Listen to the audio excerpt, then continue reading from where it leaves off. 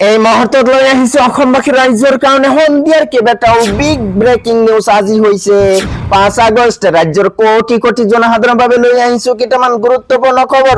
এতিয়াৰ পৰা জন্ম মৃত্যুৰ পঞ্জীয়ন কৰোতে যদি পলম হয় তেনেহলে হ'ব ভয়ংকৰ বিপদ, যাব লাগিব আদালতলৈ। দেশত আহি গল নতুন আইন, জন্ম মৃত্যুৰ পঞ্জীয়নত পলম হলে যাব লাগিব আদালতলৈ।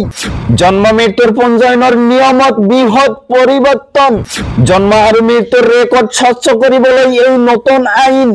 উজনি অসমৰ বানাকান্তলৈ নতুনকৈ ঘোষণা মৌলানা বদৰুদ্দিন আজমলৰ।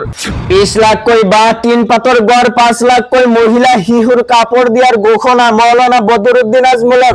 উজনিৰ বাই ভনীলৈ 5 লাখ মেখেলা চাদৰ দিব আজমলে। 3 মাহলৈ উজনিত চিকিৎসা শিবিৰ ৰাখিব আজমল ফাউণ্ডেশ্যনে।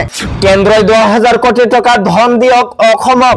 লগতে অসম তথা ভাৰতবৰ্ষৰ বিভিন্ন প্ৰান্তৰ পৰা যোগত কৰা হৈছে কেইবাটাও গুৰুত্বপূৰ্ণ খবৰ। গতিকে এনেবোৰ খবৰ নিতে পাই থাকিবলৈ চেনেলটো সাবস্ক্ৰাইব কৰি ভিডিঅ'টোত এটা লাইক কৰিবলৈ নাপাহৰিব।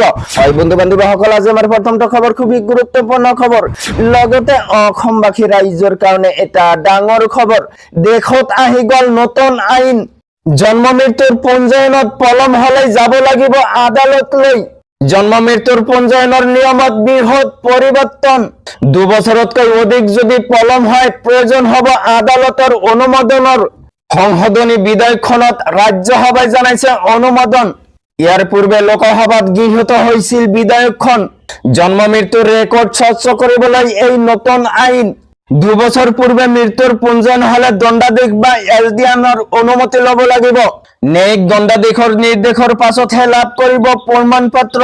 অনুমতিৰ পূৰ্বে বিষয়াসকলে ভালদৰে নিৰীক্ষণ কৰিব নথি পত্ৰ। পঞ্জীয়ন কৰাটো গুৰুত্বপূৰ্ণ বুলি জনাইছে চৰকাৰে।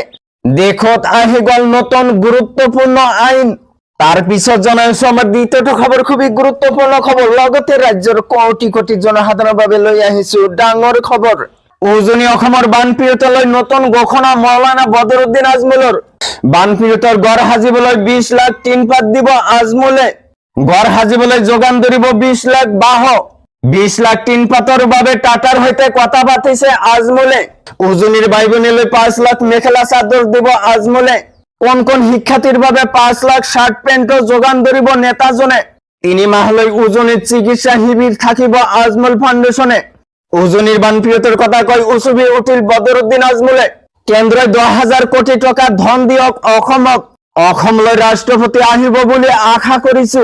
উজনিৰ বানপীড়িতলৈ নতুন ঘোষণা মৌলানা বদৰুদ্দিন আজমলৰ।